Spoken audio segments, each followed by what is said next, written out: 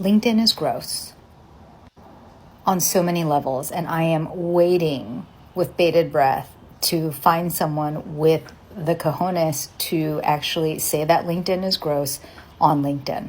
Like, let me count the ways. Number one, all of the content is just so performative. Like, I get it. We have to show up. We're playing the game. And it's like showing up to a family dinner you don't really want to go to. You have to tell everybody how great you're doing and how your recent breakup from your fiance like helped you learn about SaaS sales. But do we really believe Okay, so hold on. While you're out there calling LinkedIn cringe, other people are making six-figure incomes on the same boring platform. So let's just have a look at some of the comments that I've seen on these videos and just explore the benefits of LinkedIn, because I'm on LinkedIn. But before we dive into it, make sure you like or subscribe to this channel. It's free, it costs you nothing, but it would really help me out. Let's step into the video. So some of these comments on these videos are just out of this world. Oh, and here's another one. So on Instagram and TikTok, if you don't do a viral trend, or you don't dance or have a really grabbing hook in the first 5 seconds, you can lose the audience, because the audience is there for dopamine. They're there for entertainment. Whereas on LinkedIn, you can post a simple post, text only post, maybe with one image, and at the moment you can do videos as well. But on LinkedIn, the audience is there to look for consultants or to look for business partners. They have their wallets ready to pay for something. So it's a different type of audience, ones who are there for entertainment on Instagram or on TikTok, and on LinkedIn, they're there in business mode. Yes, I must admit, on LinkedIn, 90% of the people are there just to look for jobs. So they're there to just check what's currently happening in the job market, and or they're there to just say, hey, congratulations, you'll do well in your new job. You know, those sort of comments. Yes, those people are there. But so that's why it's easy to impress, or easy to be in the top 1% of people on LinkedIn, because most of the people are just lurking around. But if you're posting and you're giving out your views on certain things or certain topics that are of importance to you, then it's easy to actually stand out on LinkedIn. Let's look at 5 reasons why LinkedIn works right now. Number 1, over 90% of the competition on LinkedIn are asleep. Basically, over 90% of people who are on LinkedIn are just there to look for jobs, or to just have a look at what's happening on the job market. These are the type of people who are talked about in some of the TikTok videos that I've watched. I'll show you one now. I'm excited to announce that I finished my ice cream. Fantastic news. Valuable insight. Keep up the good work. I'm embarking on a new chapter, and I'll be buying everyone a new round of ice cream. Nice work. I endorse this round. Valuable insight. Big things are coming. Ice cream. Yeah, so talking basically about those comment sections where it's just, oh, congratulations on the new job, oh, wish you all the best, and so on. Some people are just there on LinkedIn for that. So if you stand out, if you post even twice a week, or even if you post once a week, you're more likely to stand out. And if you can do it consistently, then you have a bigger opportunity of standing out, because the competition is asleep. So for the last year and a bit, I've been posting consistently on LinkedIn. At the moment, I'm posting 3 to 4 times a week.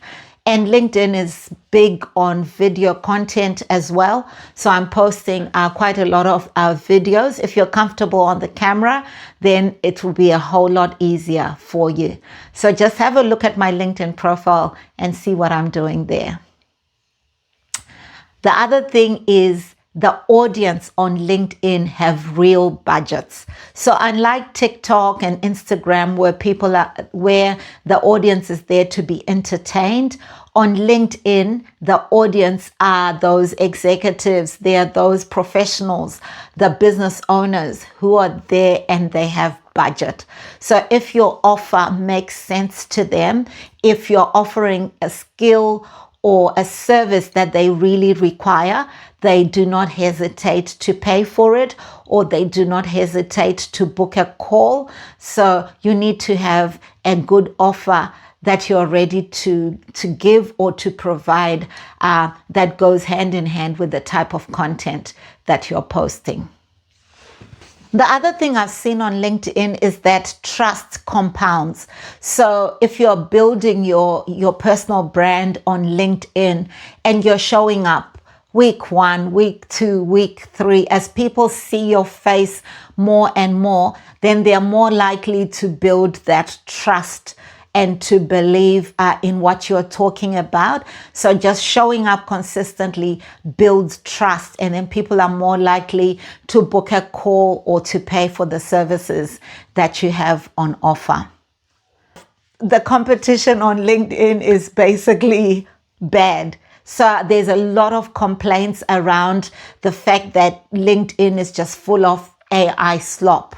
So if you're there just really just taking an idea and getting Claude or ChatGPT or Gemini to write an article for you and just post it on LinkedIn, which doesn't have any personality or doesn't have your actual voice, then yeah, it's AI slop and people will smell that from a mile away.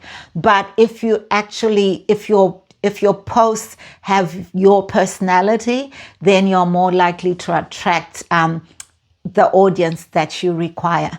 One thing that I do with my posts is I just use the voice functionality within ChatGPT to talk through a concept or an idea that I have. And within ChatGPT, I've already built a personalized or profile of myself where it knows my CV and it knows the things that I like doing. So whenever I write a LinkedIn post, I'll get it to include some of my personal experiences. If it doesn't, I always, after it's generated a post, I will read through the post and I'll add in any personal type of information that will make that post sound like it's coming from me, not just coming from an AI chatbot. So that's the difference there. If you want to stand out, just really be more personal and share from your personal experience and not just take what's coming from the chatbot. Okay, so maybe you're asking, what do you do? I'll challenge you in the next 90 days to do the following things. Number 1, fix your profile. Have a look at your LinkedIn profile and fix it. Put the keywords that draw the correct audience to your profile. If you need help with this, just leave a comment below and I will help you sort out your LinkedIn profile so that you are attracting the right audience. The second thing you can do is to stick to 2 or 3 pillars of content. So think about what type of content you want to be known for on LinkedIn. If you're not sure, you can just brainstorm this with ChatGPT. If you tell it all the things that you're interested in and tell it about your experiences, and then get ChatGPT to help you and brainstorm what the 3 content pillars for your LinkedIn should be, and start from there. Number 3, commit to posting consistently each week. Whether you commit to posting just text only and maybe an image once a week, and then maybe the other day you post a short video. It doesn't have to be a long video. It could be just a minute, just letting people know what you're learning. So I find that really easy, and that's what I do. I just post what I have learned. So whether it's worked or it hasn't worked, I've learned something or I can share that. So that's one way you could do. Just commit to posting consistently. The 4th thing is use the comment flywheel. So I'm currently working on a Claude skill that will be customized to a person and to their experiences, so that when you use that skill to generate comments, those comments actually are personal and they're coming from you. Because what I've known and what I've seen also on LinkedIn is it's really obvious when you look at the comment sections. It's just so obvious that this has been generated by AI. The comments are all the same, or all the comments are just so positive and just so boring, if I may say. But so I'm working on a Claude skill that will be customized to you, so that the comments that come out of there are really coming from you and make better sense, not just coming from ChatGPT or Claude, and can be kind of titled AI slop. So the comment section, if you commit to commenting maybe for 10 to 20 minutes a day, what I do is I try and comment on like some of the key LinkedIn people. I'll try and comment on their videos or on their posts as soon as they are published, so that you've got the first foot forward, if I may say. And then I just comment on some of my local people I know from work. I'll comment on their posts, and that just gets my name out there with their audience as well. And the fifth thing, build direct relationships. So messaging people on LinkedIn, not to sell them something. I must say I've experienced times where people kind of go, oh, hey, nice to connect. And then the next message is, hey, I'm selling this course. Or, hey, can look at my LinkedIn and see if you want to buy this service. So not in that way. I mean, genuine, direct relationships or connections with people, so that if there are any things that you can contribute to their journey, then you do. If there's anything they can commit to your journey, then they will do that. It doesn't have to always be getting money out of them.